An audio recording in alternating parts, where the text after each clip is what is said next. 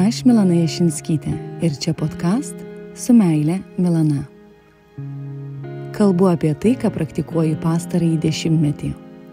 Kūno, emocinį ir dvasinį intelektus. Kalbu apie jogą, neuromokslą, budizmą, ezoteriką, santykius, seksą, verslo meną ir tai, kas gimsta mano kasdienos gyvenime. Namaste. Mano širdis sveikina jūsų širdis. Ir begalinai gera man sugrįžti čia į eterį prieš pat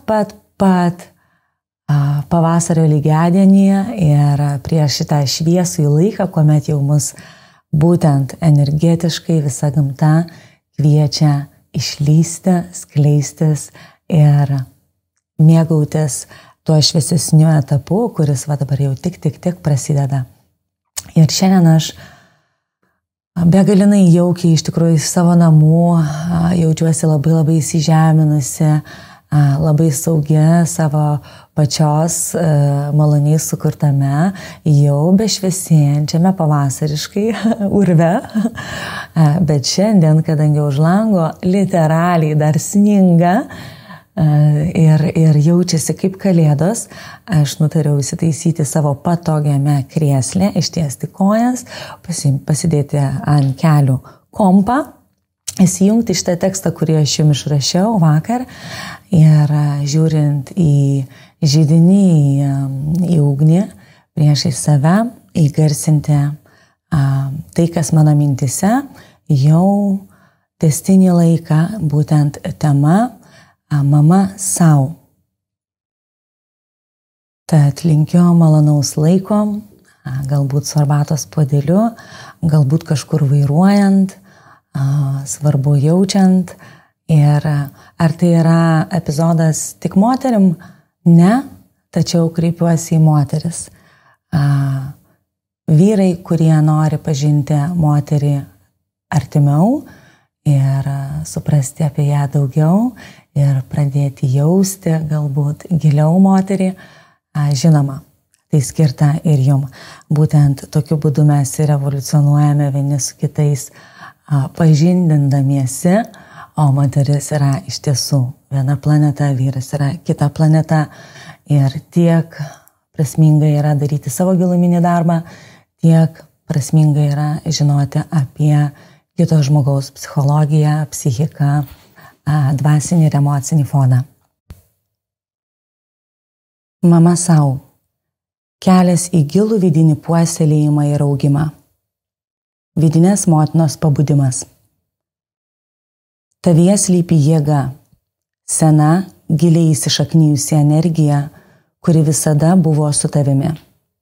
Tai tavo vidinė motina. Ji yra ta tavo dalis, kuri žino, kaip puoselėti, kurti, gimdyti ir išlaikyti. Ji gyvuoja ne tik tose, kurios gimdo vaikus. Jos buvimas persipynė su visais kūrybos aktais. Ji gimdo sielos projektus, rūpinasi gyvūnais, palaiko artimuosius, augina savo esybę kaip sodą. Motiniškumas sau yra kelias į plėtimąsi radikalią meilę, į radikalią meilę.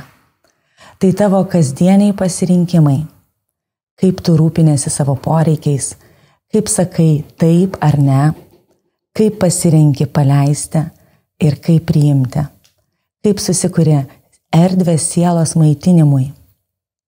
Tai kvėpuojantis procesas, susitraukimas ir išsiplėtimas, pulsuojantis motinos alsavimas, kuris palaiko tavo pilnatvę.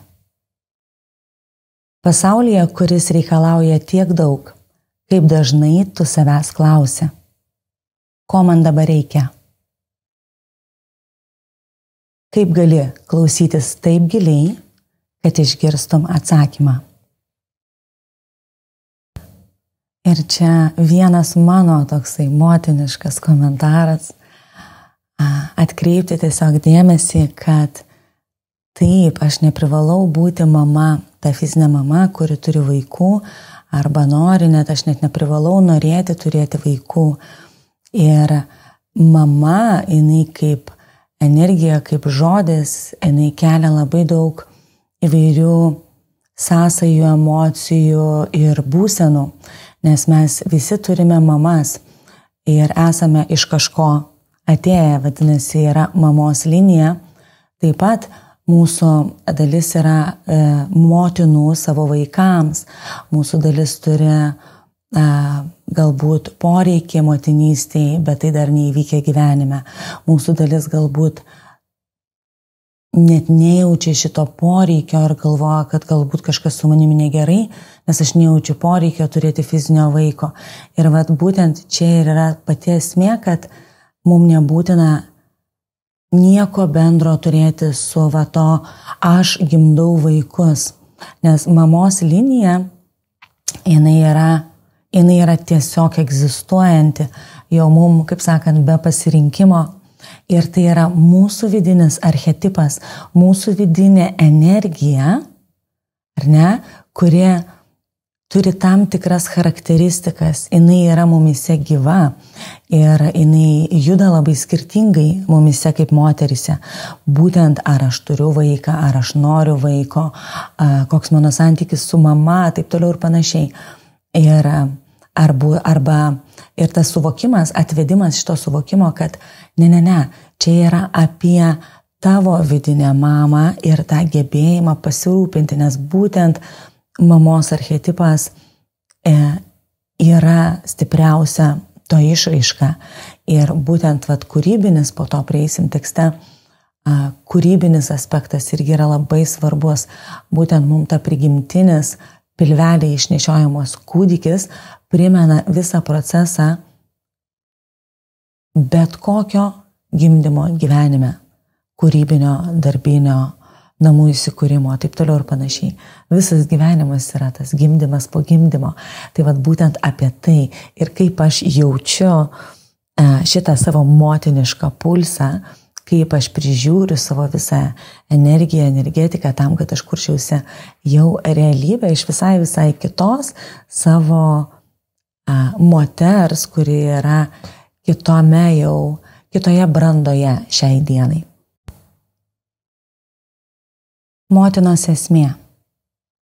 Motina yra gyvybės jėga visose kūrybos aspektuose. Ji yra įsišaknyjusi, gausi ir labai derlinga. Ji klauso su nepajudinamu buvimu. Ji geba atskirti, kas verta pasodinti ir kas turi būti tiesiog paleista. Ir ji niekuomet neskuba, nes žino, kad gyvenimas atsiskleidžia savo laiku. Ji sukuria kažką iš nieko, nes supranta, kad nauja gyvybė visada gimsta iš tamsos. Motiniškumas savo reiškia įžengimą į savo šakninį, senovinį žinojimą, išmintį. Tai reiškia savo pačios kūrybos, poilsio ir transformacijos ciklų gerbimą. Tai reiškia nelaukti, kol išseksime, kad pasirūpintume savimi, bet kasdien įpinti sąmoningus veiksmus savo geroviai puoselėti. Kaip gali pradėti atpažinti šitą galią savyje? Kaip gali tapti tą motiną, kurios visuomet tau reikėjo? Ir būtent šitas motiniškas prisiminimas, šitos energijos prisiminimas savyje, mums primena apie, kaip ir minėjau, kūrybos, poilsio ir transformacijos ciklų gerbimą. Ir kai mes auginam savo kūdikį nuo pat sėklos pradžios, pilvelyje, pato gyvenime, mes tos savo kūrybos, mes jos negalime paskubinti. Ir jeigu vaikas eina į 1 klasę, tu jo nenustumsi į 12, teisingai. Oi, dievai, ir kaip kartais norisi pagreitinti vienus kitus dalykus. Ir čia jau kitos energijos mumise kalba. Tačiau, kaip svarbu yra prisiminti, kad nebūtina save brūžinti iki negalėjimo, kad viskas ateina savo laiku, kad yra labai daug gilaus klausimo, yra labai daug veiksmo, yra labai daug tiesiog visko, kaip toje gausioje motiniškoje sriuboje. Ir jeigu nebus pasirūpinta, nebus produktyvumo. Ir tai yra tokios nuostabios praktikos, iš tikrųjų tą, žinot, sveiką protą ir meilę savo, tikrą meilę savo puoselėti. Ir kada mes jau kalbame apie motinišką archetipą ir meilę savo, va tada man atrodo, kad kažkas mūsų smegenyse, bent jau man jaučiasi, kad suklikina, kad rimtai ne išorėje, rimtai meilę savo aš neieškau, pavyzdžiui, kaip moteris, per vyrų dėmesį arba per tam tikrus savo kažkokius kitus psichologinius ratus, samsaras šitas užsuktas ir panašiai. Ir tas mamos meilė savo, manyje, jinai man bent jau veikia taip, kad tai yra vata besąlyginė. Ir jinai tokia nuostabi, kad jinai padarys tikrai viską. Jinai ne tik guli ir ne tik tais masažuojasi aliejais, kas taip pat ji tai daro, bet jinai būna viskame. Ir jos užduotis yra nuolatinai harmonizuoti šitos laukus. Ir mes tą turime savyje. Tiesiog tas įsiklausimas, teisingas klausimas savo ir mokėjimas rūpinti savimi kasdien. Nes mama rūpinasi kitais ir viskuo būtent kasdien. Vidinės motinos susigrąžinimas. Motiniškumas savo yra radikalus veiksmas. Tai yra tai, kaip mes prižiūrime save kasdienoje ir to perprogramavimas, perkodavimas, sautisai, iš naujo suformuluojant pasakojimą, tą istoriją, pasakojimą apie tai, ką reiškia būti palaikomai, ką reiškia būti mylimai, ką reiškia būti vertai. Ir taip tam reikia gilaus savęs tyrinėjimo. 4 lygmenyse. Fizinėme lygmenyje, emocinėme lygmenyje, psichologinėme lygmenyje ir dvasinėme lygmenyje. Fizinėme lygmenyje, ar gali garbinti savo kūną ir mylėti savo kūną kaip šventovę, nepriklausomai nuo jo amžiaus, formos ar būsenos? Ar gali maitinti save meilę, švęsti savo kūno įlinkius, gyvenimo istorijas, švelnumą? Emocinėme lygmenyje, ar gali susitikti su savo jausmais kaip su išminties žinutėmis, o ne kaip su našta? Arba mes dar vadinam hormonų disbalansu. Ar gali pasižiūrėti į save su atjauta, o ne teisimu? Ir šitas žodis čia su atjauta pas mane energetiškai keliauja iš dvasinio lygmens, tokio, tas giluminė ta atjauta. Bet noriu pridėti šiek tiek mokslo pagrįstos informacijos, kad atjauta, as a compassion, atjauta, jinai yra iš tikrųjų įrodyta, kad yra didžiulė medicina viskam gydyti tai, kas pas mus viduje nėra suharmonizuota. Ir traumom, ir nemeiliai savo, ir sabotavimui savęs ir taip toliau ir panašiai. Taip kad atjauta yra be jos į meilę savo niekaip, tarkim taip. Psichologinėme lygmenyje. Ar gali peržiūrėti savo įsitikinimus ir perrašyti savyje juos su meile? Kokie tie mano įsitikinimai? Išsirašyk ir perrašyk. Ar gali nuraminti protą, kad išgirstum, kas iš tiesų tau tarnauja? Lavinti protą. Būtina. Dvasinėme lygmenyje. Ar gali sau leisti būti taikoje, priimti ir pasitikėti gyvenimo tėkme? Čia pas mane tokie traška biški, tai traška dešrytė. Dešrytė yra mūsų jūrų kiaulytė namuose, tai jinai kartais ten ateina patriukšmaut ir židinys. Aha, labai jaukiai. Tai va, visi šie tavo aspektai, jie yra sodas, jie yra mūsų sodas, kad ir kiek bebūčiau aš betono vaikas, dabar šitame laike aš jau suvokiu. Taip, tai yra sodas, reikalaujantis dėmesio, sodinimo, ravėjimo. Va, dabar kažkas važiuoja pro šalį, irgi kažką ravi, taiso, laistymo ir derliaus nuėmimo. Kai kurios dienos bus netvarkingos arba triukšmingos, kaip šią akimirką. Jo. Kasdienės motiniškumo savo praktikos. Motiniškumas savo yra pasirinkimas plėstis, netrauktis, plėstis. Žinot, aš pamenu tą jausmą, kai laukiaus Danielės. Ir ateina tas momentas, kai supranti, kad nebėra kaip tau įtraukti to pilvelio, nebėra kaip neleisti klubam plėstis. Man būtent pasirinkimas plėstis ir yra ta kokybė surrender, atsidavimo. Dabar procesas plėstis ir klubai plečiasi, pilvas plečiasi ir viskas vyksta tiesiog tobulai pagal tą motinišką visokiojopą sinchroną. Ir tai yra tas perėjimas nuo išsekimo, ką taip dažnai mes šiuolaikinės moterys patiriame, prie pilnatvės. Nuo kovos prie gracingumo.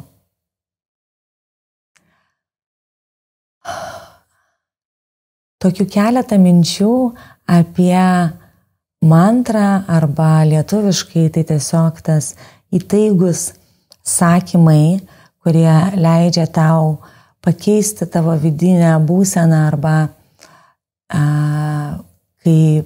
kai pagauni savyje neteisingą arba šitam laikui nebegaliojantį įsitikinimą, tas mantros, tas kartojimas tam tikrų frazių, jos irgi veikia labai labai kaip medicina. Ir aš jums tiesiog keletą kaip pavyzdžių, kad kaip aš galiu susijungti su ta savo vidinė motina.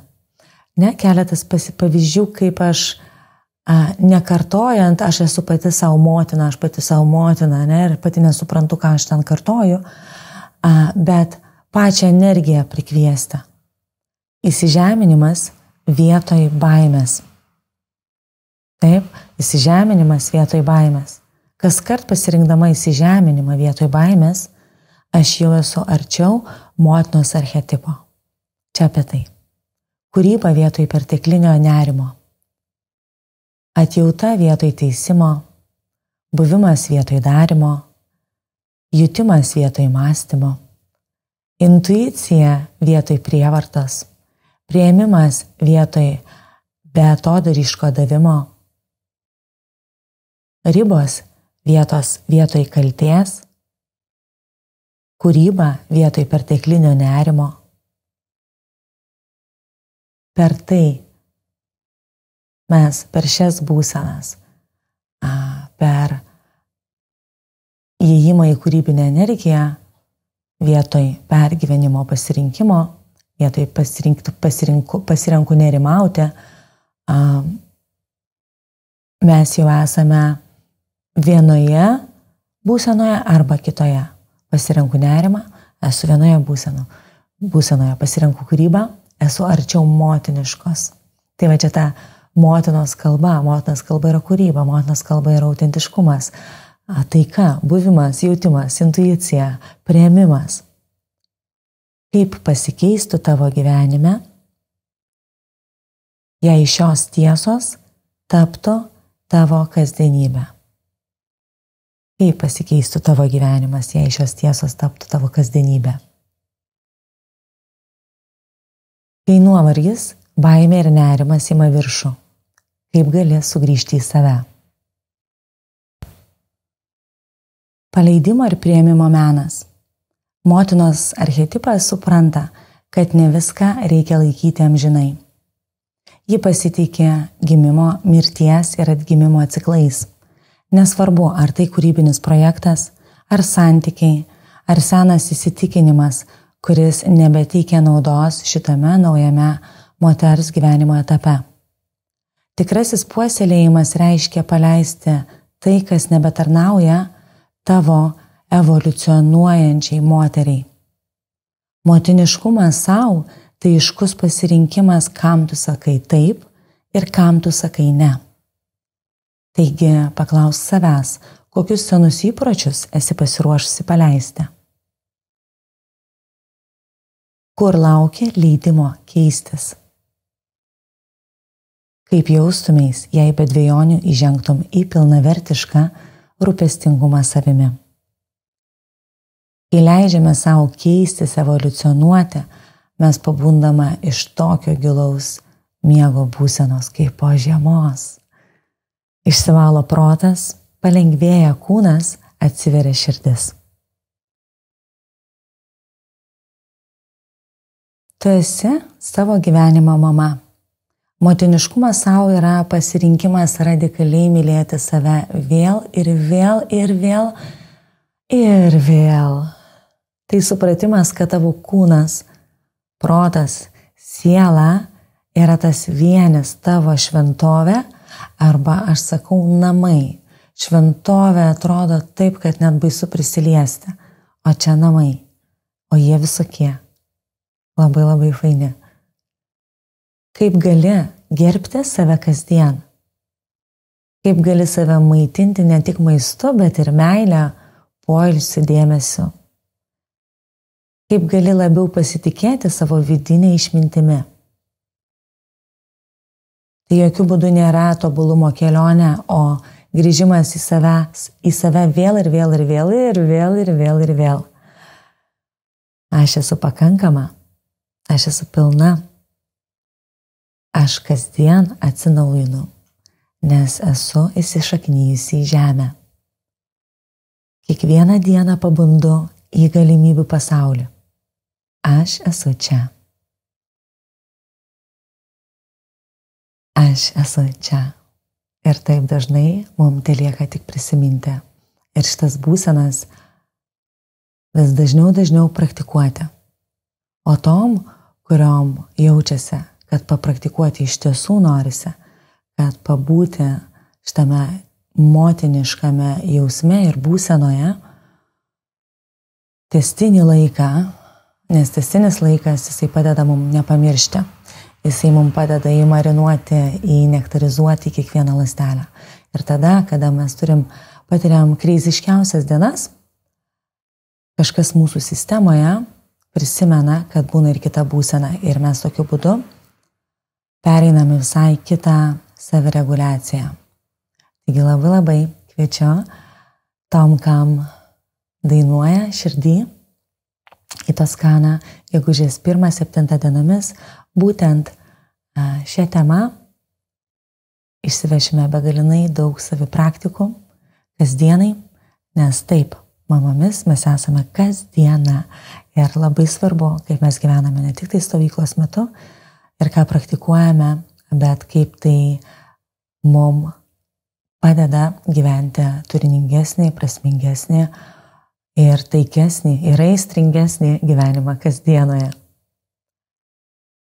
Su meile, didžiulė, esate labai pasiilgtos. Milana. Čia kasdieninis širdingesnis gyvenimas. Iki kitų kartų. Su meile, Milana.